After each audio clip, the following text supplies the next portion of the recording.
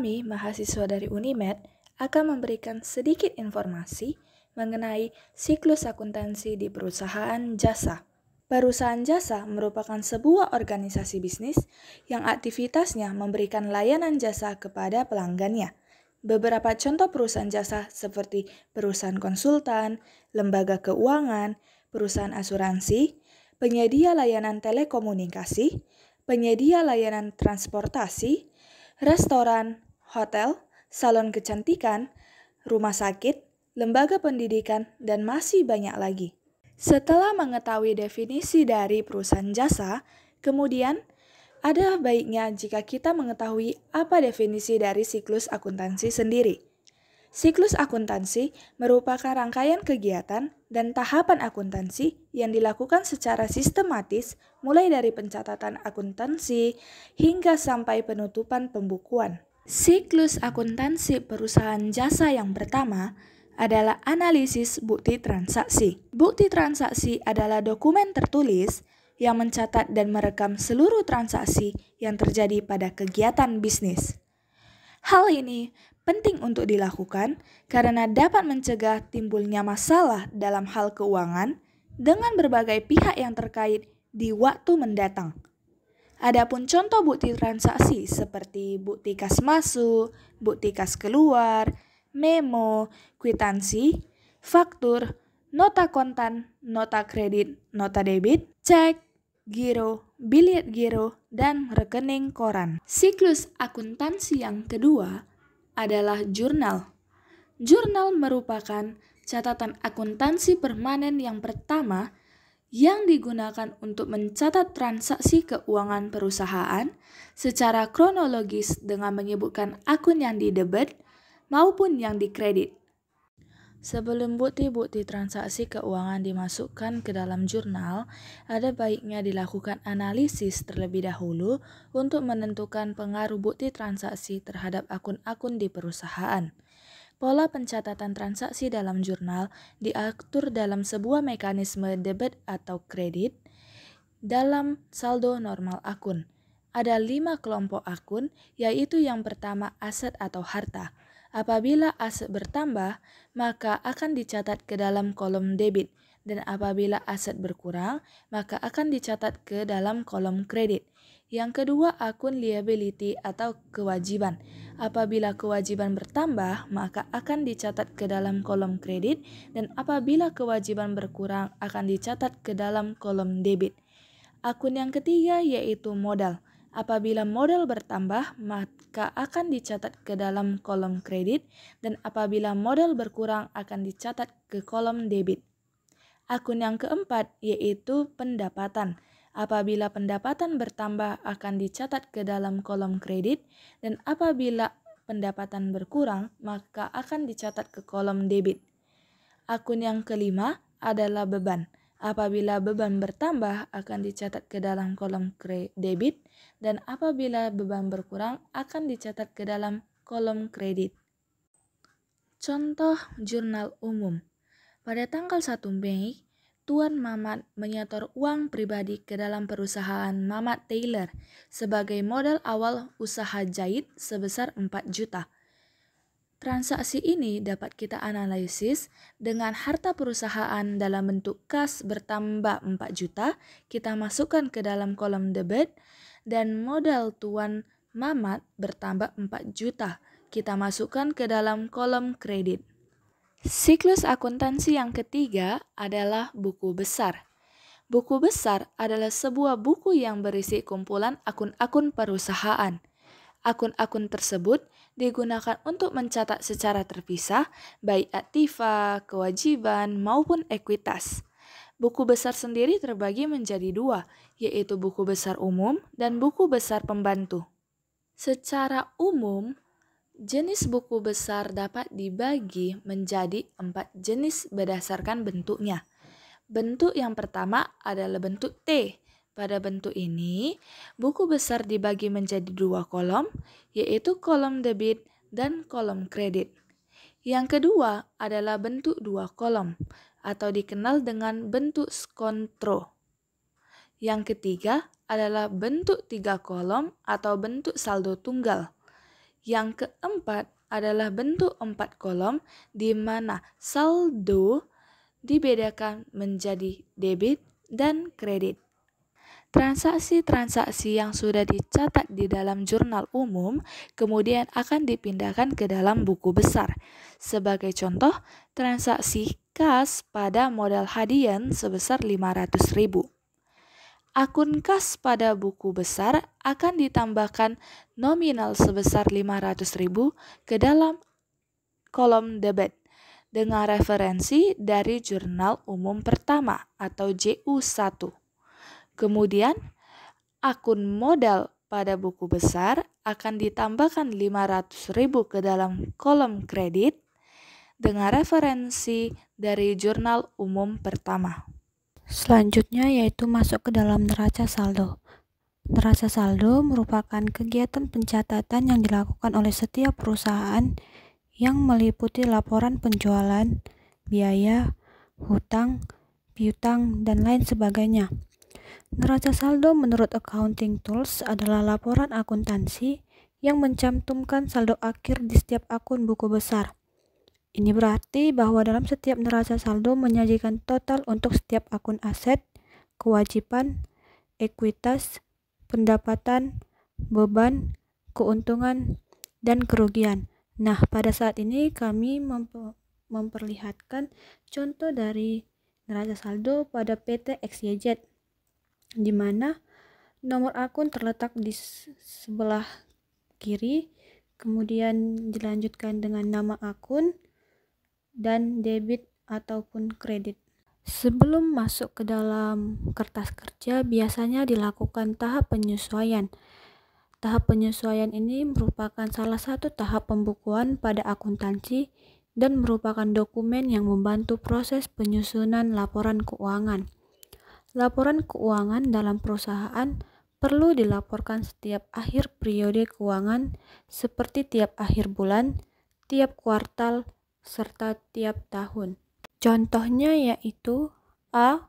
Persediaan perlengkapan kantor yang masih ada akhir tahun 2005 sebesar 800.000, maka jurnal penyesuaiannya beban perlengkapan kantor pada perlengkapan kantor sebesar 400.000.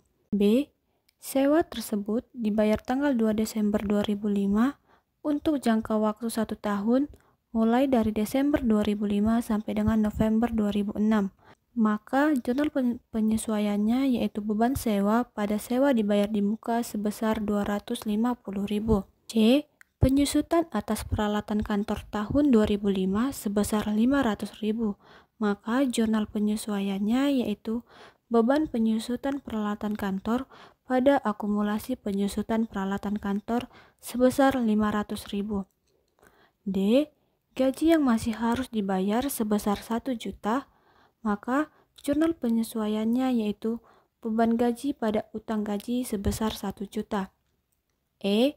Pendapatan jasa yang masih harus diterima sebesar 1 juta, maka jurnal penyesuaiannya yaitu piutang usaha pada pendapatan jasa sebesar 1 juta. Siklus akuntansi yang selanjutnya yaitu kertas kerja.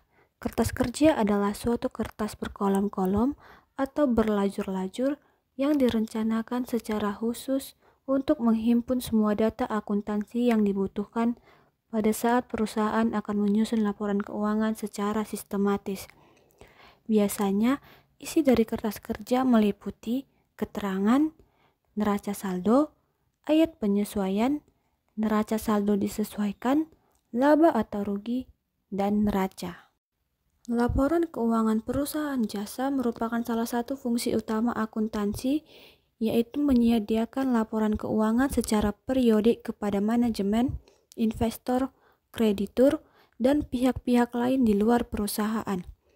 Laporan keuangan yang disajikan harus dapat memberikan gambaran secara jelas terhadap posisi keuangan dan kinerja suatu perusahaan.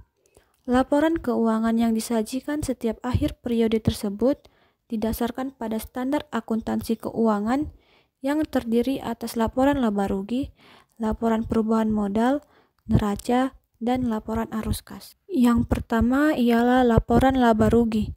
Laporan laba rugi adalah laporan yang menunjukkan pendapatan dan beban dari suatu perusahaan dalam satu periode akuntansi.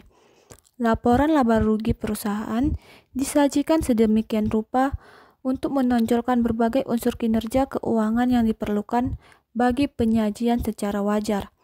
Contohnya, CV servis motor periode 31 Desember 2021. Pendapatannya sebesar 10 juta, kemudian dikurangi beban sewa 1 juta, beban listrik dan air 200.000, beban gaji 2.500.000, beban telepon 200, beban perlengkapan 1.500.000, beban penyusutan peralatan 100.000. Maka jumlah bebannya yaitu 5.500.000. Maka pendapatan dikurang beban 10 juta dikurang 5.500.000 menghasilkan laba bersih 4.500.000. Yang kedua yaitu laporan perubahan modal.